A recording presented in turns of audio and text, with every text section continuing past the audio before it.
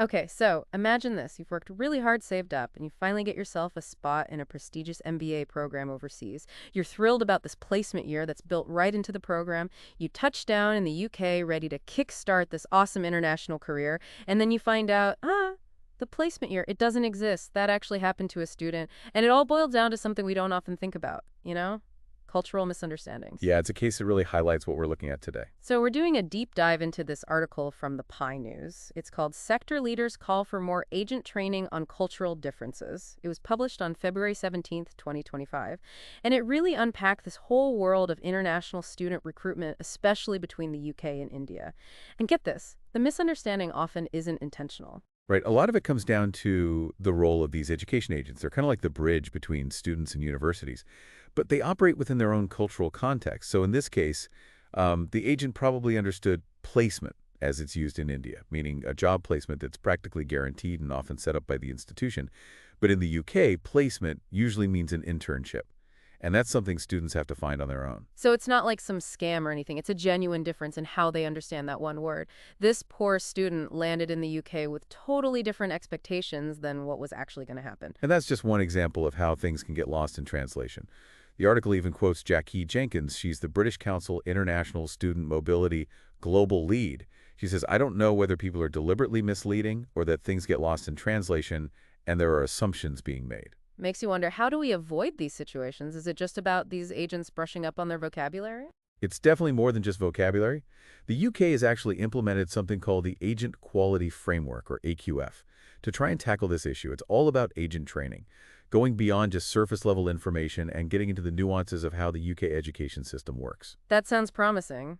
But does it actually work? Well, the article mentions that 97% of AQF-accredited agents found the training on career services to be the most valuable. And we're not just talking about general career advice here. This training covers internships placements, remember that word, and the graduate route, which allows international students to stay in the UK and work after they finish their studies. Whoa, that's a huge number. It seems like they're really targeting those misunderstandings head on. Exactly. What's interesting is this AQF is seen pretty positively compared to regulations in other countries like Australia and Canada, because over there the approach is often seen as more top-down, almost like it's imposed. The UK seems to be trying to do things more collaboratively, working with the agents rather than just dictating to them. So is this AQF becoming the gold standard then? It's gaining traction for sure.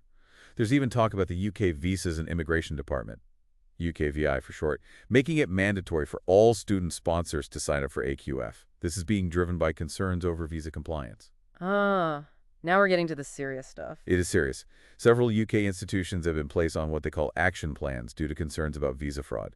These action plans basically give universities a limited time to clean up their act and prove they're compliant before they potentially face more severe consequences like losing their license to sponsor international students altogether. So the AQF could be a way to get ahead of that. It sounds like the stakes are pretty high for these universities. Absolutely. The article even quotes Jamie Arrowsmith. He's the director of Universities UK International. He was talking about how tough these UKVI audits are. So there's a real push for transparency and accountability in this process. So where does technology fit into all of this? The article mentioned using it to identify genuine students, right? Yeah, especially in what the article calls questionable regions. These are places where some universities have just stopped recruiting altogether because they're worried about visa fraud. Think about countries with less established education systems or where there's been a history of fake applications. So how can technology help with that? Well, as technology gets better, it could help universities verify students' backgrounds more effectively. Imagine a system that cross-references applications with education records or employment history, and it would flag anything that seems off for further investigation. Okay, that makes sense. But it feels like we're walking a tightrope here. We want to use tech to be fair and compliant, but we also don't want to accidentally create more barriers for students who are genuine. Yeah, it's a delicate balance for sure. We have to make sure these technologies are used ethically and responsibly, and make sure that they don't discriminate against students from certain backgrounds. Transparency is key here. Students should know how their data is being used and understand how the verification process works. It sounds like data plays a big role in all of this, not just for verification, but also for understanding trends and patterns in international student recruitment. Absolutely. And that's where another upcoming change comes in. By summer 2025, UK agents will need to be named on CAS documents. CAS, just a refresher. Right. CAS stands for Confirmation of Acceptance for Studies. It's the document international students need to apply for their UK visa. Having the agent's name on it just adds another layer of accountability, and it lets universities track which agents they're working with and make smarter decisions about those partnerships. It's like leaving a trail of breadcrumbs leading back to the source. It helps universities see which agents are consistently bringing in genuine students and which ones might be sending up some red flags. Exactly. This data can be super valuable for universities who want to make their recruitment processes better and make sure they're working with trustworthy agents. But it does bring up some important questions about data privacy and how that information will be used. It seems like every solution has its own set of challengers, but in the end, it's about making a system that's fair, transparent, and benefits everyone involved. I agree. And while technology and data are big parts of the puzzle, we can't forget the human side of things. What do you mean? Well, the article talks about how important it is to treat agents as partners, not just middlemen. It calls for a more collaborative approach, where universities actively support agents and give them the training and resources they need to navigate this whole system. Like that saying, give a man a fish and you feed him for a day, teach a man to fish and you feed him for a lifetime. Exactly. By investing in agent training and support, universities are basically investing in the long-term success of their international recruitment efforts. So we've got AQF data transparency and the shift towards seeing agents as partners. What else can we do to fix the issues with cultural misunderstandings in international student recruitment? That's where that cultural sensitivity training we talked about earlier comes in. It's not enough for agents to just know the facts about the UK education system. They need to be able to understand and appreciate the cultural differences that their students are coming from. So it's about going deeper than just the facts and getting a better understanding of cultural nuances. Exactly. It's about giving agents the tools to communicate well with students from different backgrounds, to understand what they expect and address their concerns in a way that makes sense for their culture. This could be stuff like workshops on cross-cultural communication, or immersive experiences, or even mentoring programs where agents are paired with students from different cultures. Those are some great ideas. It sounds like it's more than training. It's about building empathy and understanding between cultures. I think you hit the nail on the head. It's about building a system where we see cultural differences as good things that make the educational experience richer for everyone. Yeah, that makes a lot of sense. But wouldn't it be amazing if we could stop these misunderstandings from happening in the first place? I think that's where technology could really make a difference.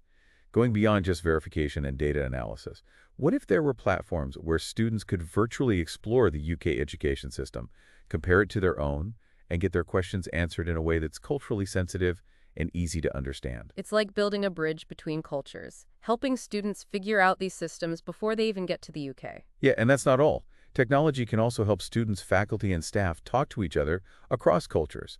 Think about virtual exchange programs, online forums, or even social media platforms designed to help students from different cultures understand each other. It's about creating this global community where we celebrate our differences and learn from each other. Exactly. This has been a really insightful deep dive. We've covered a lot, from the challenges of cultural misunderstandings to how technology and cultural sensitivity training can help. What do you think is the biggest takeaway from all of this? I think the main thing to remember is that we need to move past this idea of international student recruitment being just a transaction. We need to take a broader approach that values cultural understanding and partnership. It feels like we're moving away from just attracting international students and towards actually supporting them throughout their whole journey. Yeah, and recognizing the value they bring that goes way beyond just tuition money. That's a great point. It's about making them feel like they belong and giving them the tools to succeed. Absolutely. When we talk about cultural misunderstandings, it's not just about avoiding embarrassing moments or legal problems. It's about realizing that these students are dealing with a whole new world, a new culture, a new way of life. They're really stepping outside their comfort zones, and that takes guts. And when we help them along the way, not only do we make things better for them, but we also open up all these chances for everyone to grow and learn. This deep dive has made me think about the bigger picture here. It's not just about international student recruitment. It's about building bridges between cultures and creating a world where we understand each other better. That's a great way to put it, and it brings us to a question for you to think about. Okay, hit me. Imagine a world where technology doesn't just help international students navigate challenges, but actually helps them become agents of change in their new countries. Wow, now that's an idea worth exploring. Think about the unique viewpoints and experiences they bring to the table. They've dealt with different education systems, different cultural norms, different ways of seeing the world. They're problem solvers and innovators out of necessity. Exactly. So how do we build an environment where those skills and perspectives are not only welcome, but actively encouraged? How can we help them use their experiences to become leaders, start businesses, or even change policies that benefit both their host countries and their home countries? It's about moving past integration and towards working together and creating something new. Exactly. It's about recognizing that international students aren't just passively receiving an education. They're actively shaping the global community. This deep dive has really given me a lot to think about. As with all our deep dives, we hope this has sparked some new ideas for you. And maybe even inspired some of you listening to become agents of change yourselves. Until next time, keep being curious and keep exploring the world around you.